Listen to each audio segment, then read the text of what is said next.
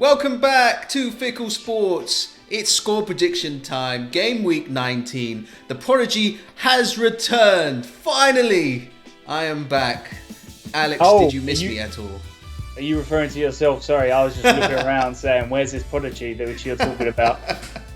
Yes, welcome back, Gary. I don't know which way you are, but I don't know what the cat dragged in, but you are back. You are back with. I heard a lot of slander against my name. I don't understand. I was ill, ladies and gentlemen. This is the type of cyberbullying that happens, from Alex to me. I get enough of that in the comments. Are you talking about what I said in the video or the comments? Because it might be double depending on. It's too much. My mental state is fragile right now. But I have beer with me. That means my recovery is at 100%. So I'll be drinking this. We're not sponsored by this beer company, but Hepcat, if you want, come and sponsor us. Jesus Christ, Gary, are you still ill? Do you think they're watching this? No, I'm back. I'm back. We look like we are two blokes who've clearly been in a long lockdown. And we look like it. You can see it a mile off. I doubt any company's going to be sniffing around our channel anytime soon. Looking to sponsor us. But I'm glad you're back. I'm very happy you're back.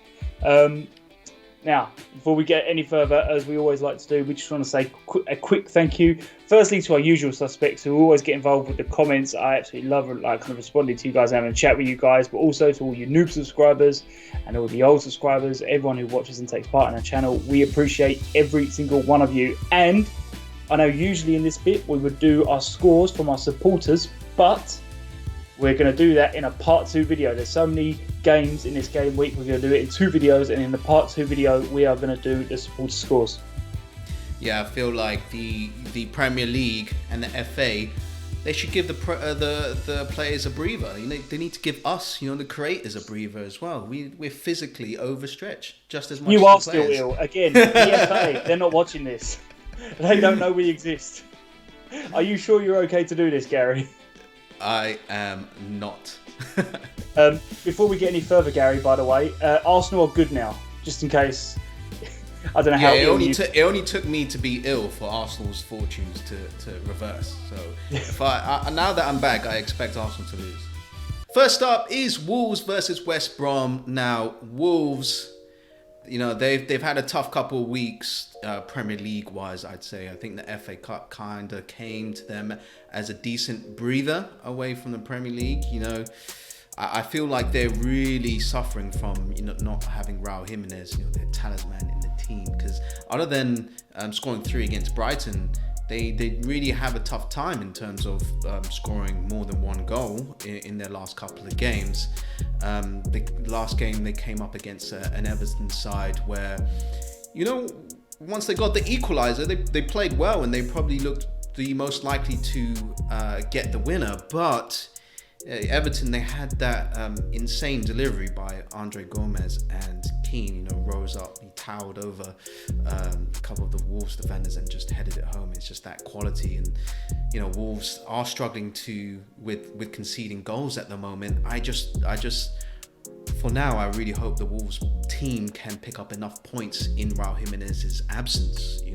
They do have positives. They have Neto and Neves who are playing well, and Ait Nouri who is showing what a good player he can be, but they need to hold in there.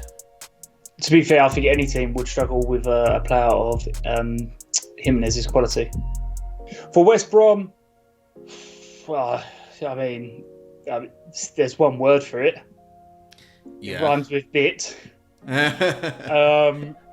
It's not looking too good for West Brom, but at the same time, they've just changed manager, and I think you're going from 2 very different styles in manager, from Slaven Bilic, who does try to play football, but maybe isn't as defensive as he should be, especially for a team that's trying to stay up, to Sam Allardyce, who, well, we know what Big Sam is.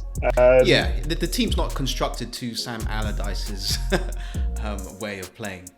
And I think until that happens, I think what you're seeing is that transition, because you had that big loss to Arsenal. Before that, you've got to remember, it's even bigger loss to Leeds. But I think at the moment, you just need to kind of sweep them under the rug and just call them what they are. They're just transitional kind of period games in which Big Sam's trying to get his hold on the team. And how often does Big Sam actually foul at keeping the team up. He's very good at it, so we can just hope that give them time, and maybe even in the next game, that Big Sam, with each and every passing week, he implements his style, and they can start picking up some points.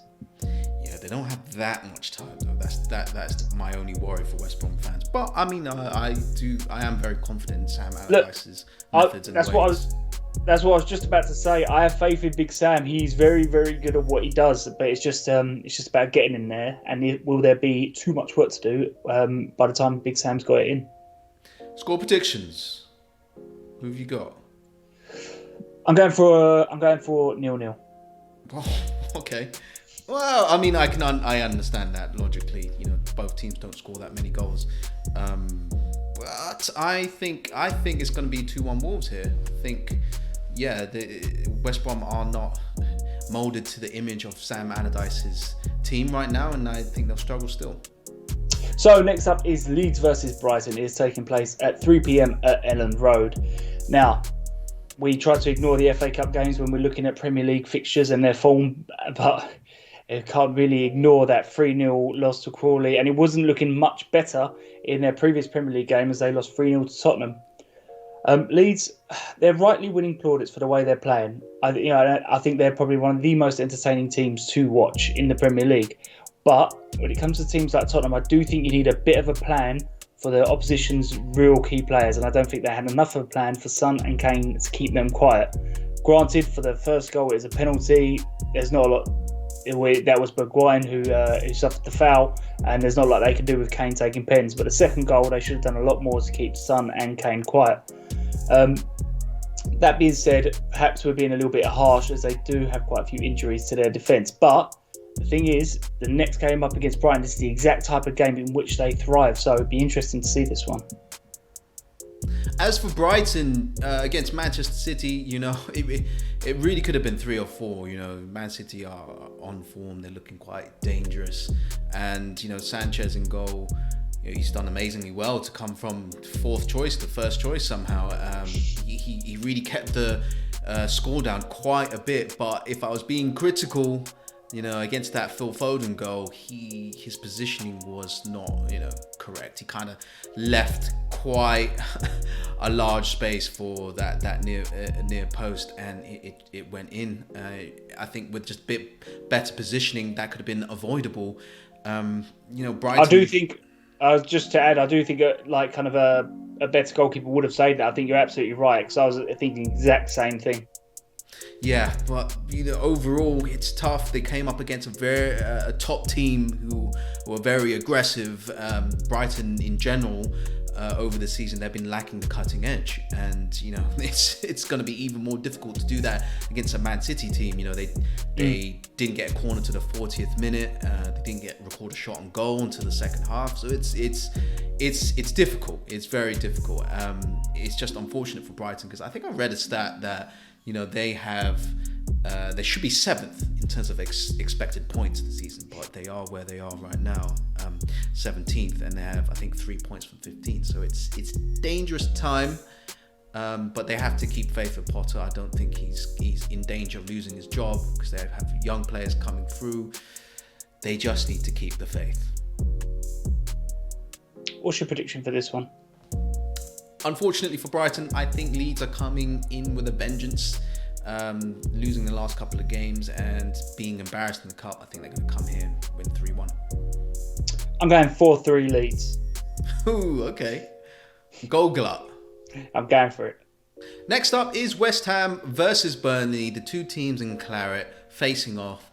Now, West Ham, they've had quite a difficult run in the last couple of weeks, but that's 2 wins now, one against Everton and one in the FA Cup against Stockport.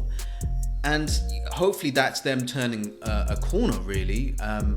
Against Everton, that was the 1st of January. That's been so long since they played a Premier League game, it seems. And now they sold Sebastian Haller, so they're not awkwardly trying to fit him into the side. David Moyes, I just feel like they both didn't see eye to eye. But who needs Haller when you've got Antonio and Souček banging them in, really? So Yeah, it's difficult. I think West Ham, they're going to come up against a very stubborn Burnley side, and you're hoping to pick up the points against Burnley and hopefully build up a run of form that they had earlier in the season to, look upwards towards the table, towards those European places properly. For Burnley, I'd say they were a little unlucky against Manchester United. I do think they were a little unfortunate. Don't get me wrong, Manchester United created more chances, and I'd say they created the better chances, but Burnley didn't exactly go the whole game defended. They did manage to create a few chances where, in another day and another game, they might have taken them. There's a few controversial points. I think one is that Luke Shaw tackle. I think Burnley are right to feel hard done by. Not necessarily because the right decision was made, but it comes back to that consistency problem. I've seen tackles a lot, not as bad as that, given as a red card. So it's like, I don't understand how that isn't a red card, but other ones are. I think that's a red card. This is properly endangering the player. I really don't understand. I don't think Shaw meant it. I don't. No. But it doesn't matter. His foot's gone over the ball and it's gone into his leg. And the contact isn't great, but he's still put him in danger. And as I say, we've seen a lot less given for those sorts of tackles. So I do think Burnley are right to feel a bit aggrieved by that one. And of course, the Pogba goal was brilliant as to concede.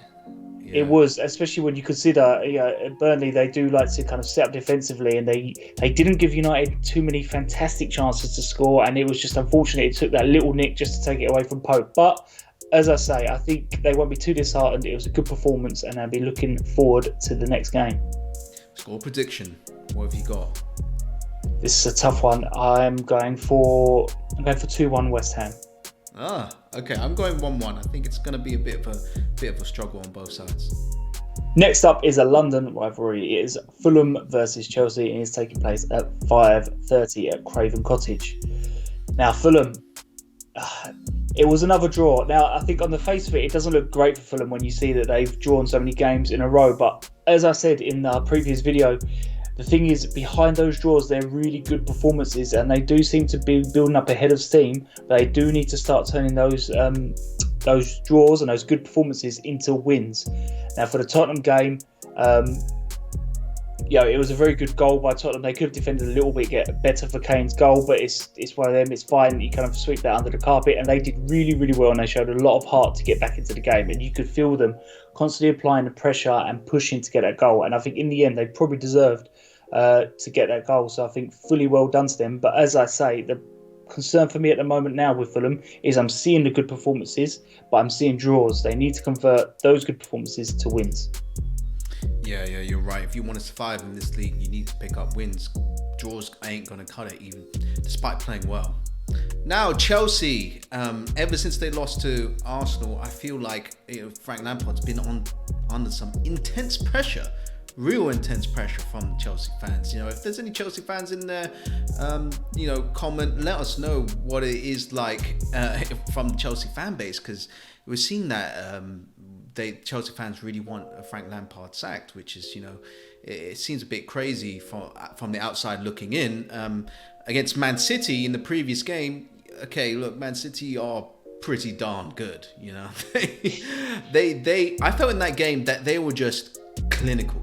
Super clinical against Chelsea, and if you got Gundogan looking like Sergio Aguero, turning, shooting and smashing it into the bottom right, what can you do? And going 1-0 down, you're gonna try and push for it because you have to, and they got caught on the break, and it's very difficult. I think at the moment, Frank's under a lot of pressure. I just think just by the sheer inexperience of his managerial reign. He's not an elite coach now, and I feel like the upper management gave him a lot of pressure by giving him so many good players all at once. So it's difficult, but I think they can turn it around against Fulham.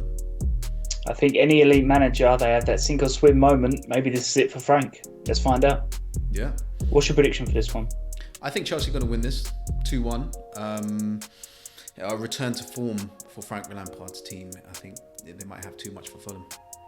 I'm going 1-0 Chelsea.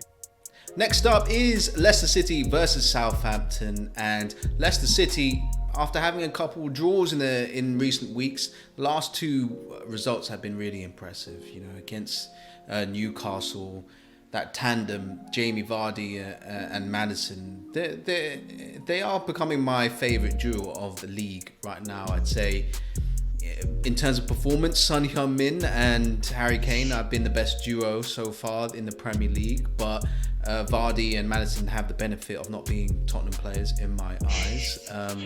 That goal that Vardy set up for Maddison was really, really unselfish, because he attacked the Newcastle defenders, gone opening, but decided to square it up for Maddison, and he slammed it into the top left. And then in the cup, they smashed Stoke City. So if you smash Stoke City, you're always good in my books. And yeah, fourth place. They are in perfect position. I think if they can really get another purple patch, I feel like they can really challenge Man City and Liverpool, which hopefully is their aim, really.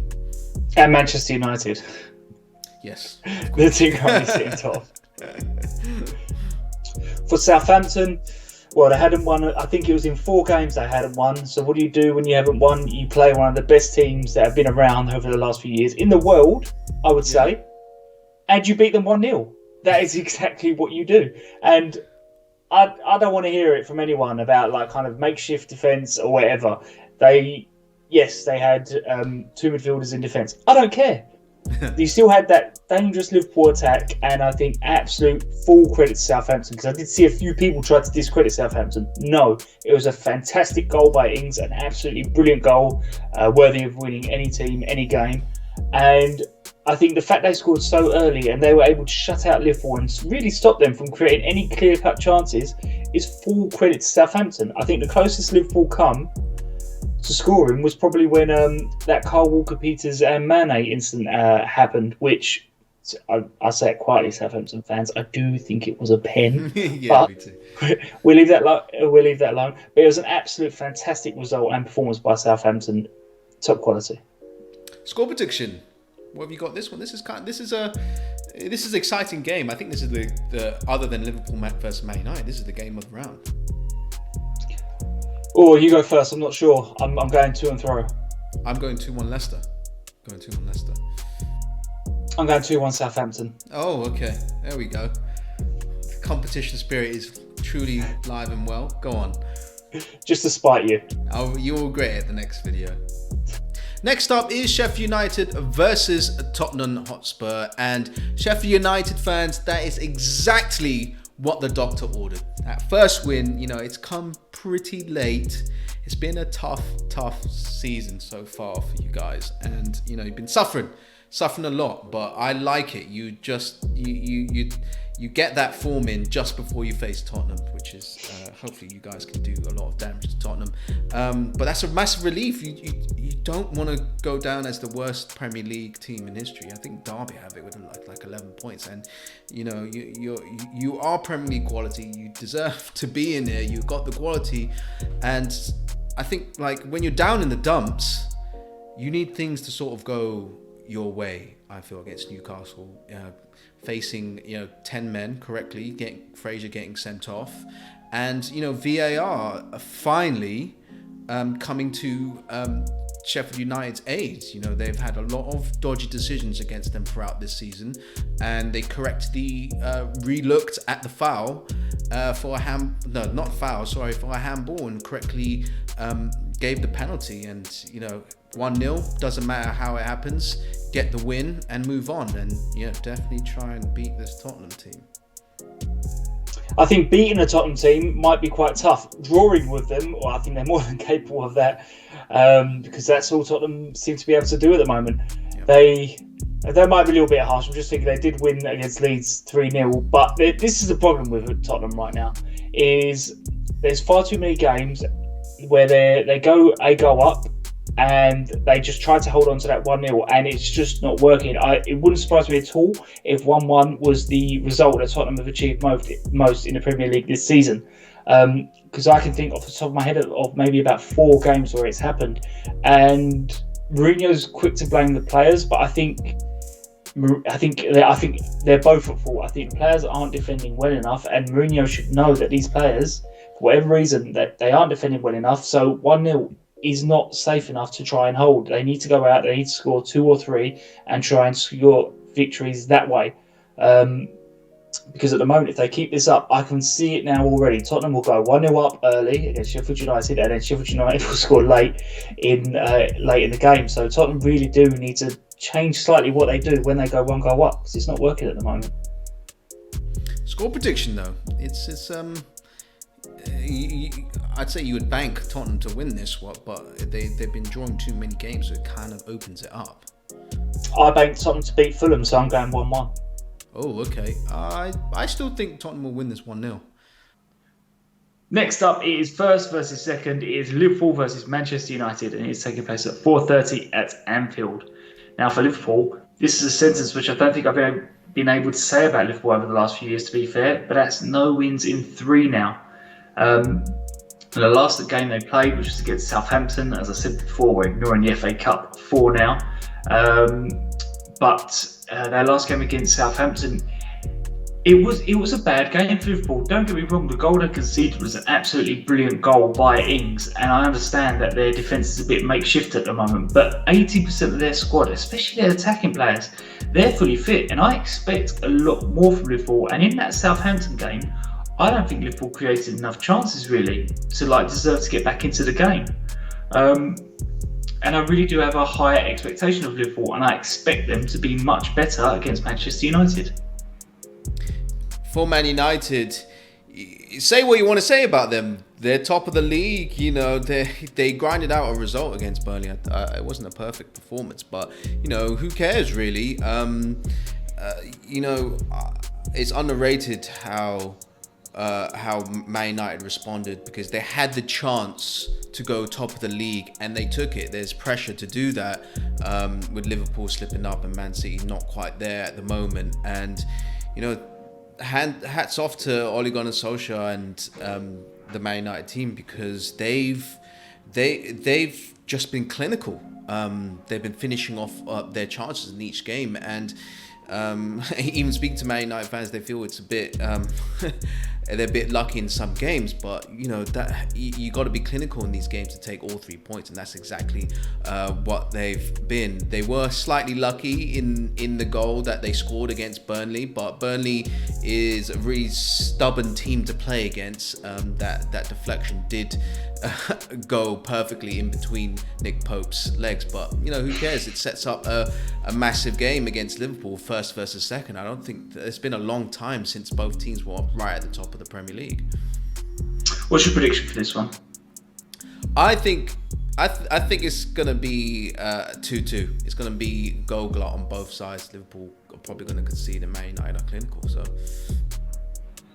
well, this is a tough one, but I think I'm going 2-1 Liverpool.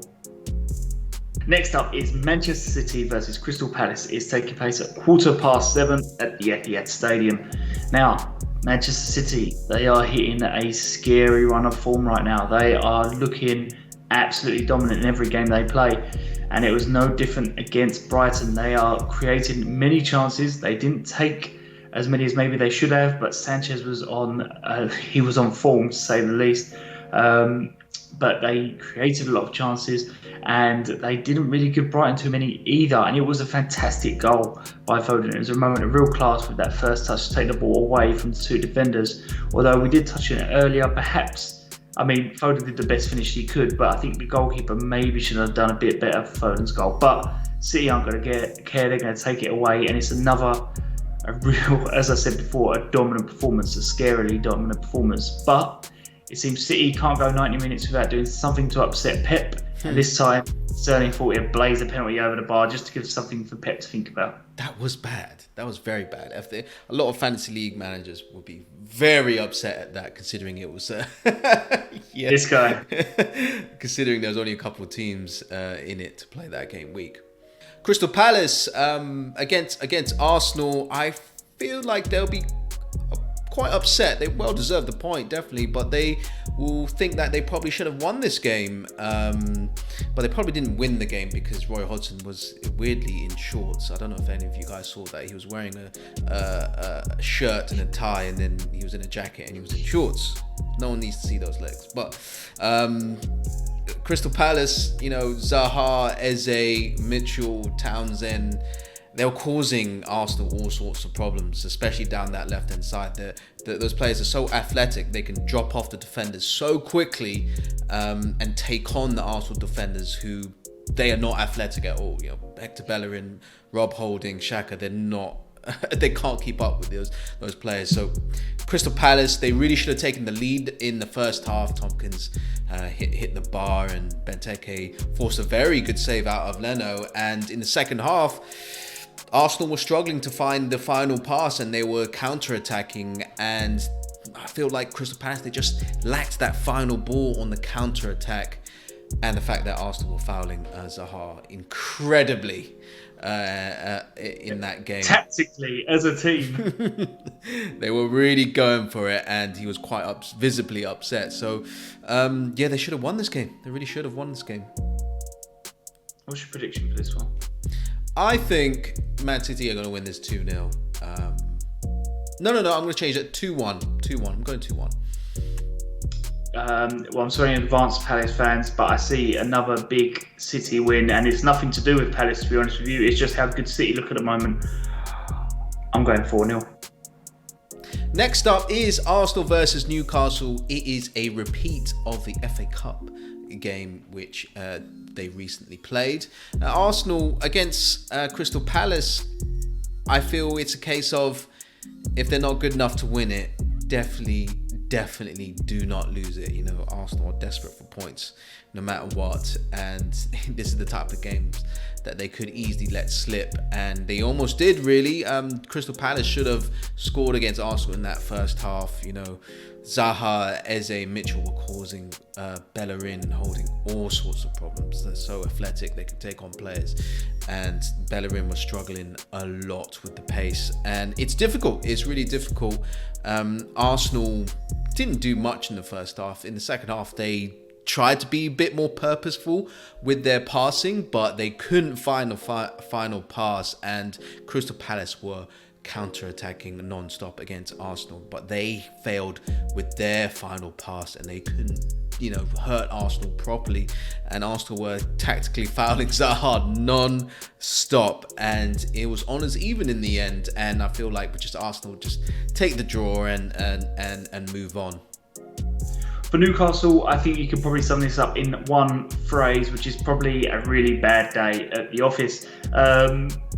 And it's a shame for Newcastle because it wasn't necessarily the team's fault. I would say a lot of that blame does go to Fraser, and his moment of, it wasn't even madness, it was just 2 moments of silliness. He got that first yellow card, it was silly, and then you get the second one, and he just kind of, it wasn't much of a foul, but he puts his foot in there when he really shouldn't have. He really should have tried to be calm. Half-time was just around the corner. If he just kept it together a little bit, he would have stayed on the pitch, or even he might have even been taken off. You don't know. But he really put his team in a bad situation, and from that moment onwards, Newcastle struggled to create chances, which they were always going to do. And then you have the handball, which it was also harsh, but unfortunately it is in line with the rule. It's a penalty under the current rules. And it's ridiculous because these rules changed like 3 times. It's inconsistent, but I think it is a penalty. But I think, as I said at the beginning, I think they just have to chalk this up as a bad day at the office and hope for a much better one against Arsenal. Score prediction then. What have you got here? Oh, this is a tough one because I thought Arsenal would turn the corner, but against Palace they looked a bit more like the Arsenal of earlier on in the season. But I'm still going with a 1-0 Arsenal. I think Arsenal will still be frustrated against Newcastle. And Newcastle, they should have actually won the game in the FA Cup against Arsenal, so they'll have some belief. So I'm going 1-1. And that is it for game week 19. No, it's not. Part 2 is going to be up on our channel tomorrow, so keep an eye out for that. And don't forget that if you want to take part in the predictions and have your scores up on the table when we read them out, go to the link in the description and you can take part. It takes about 10 seconds, no longer than that. See you next week.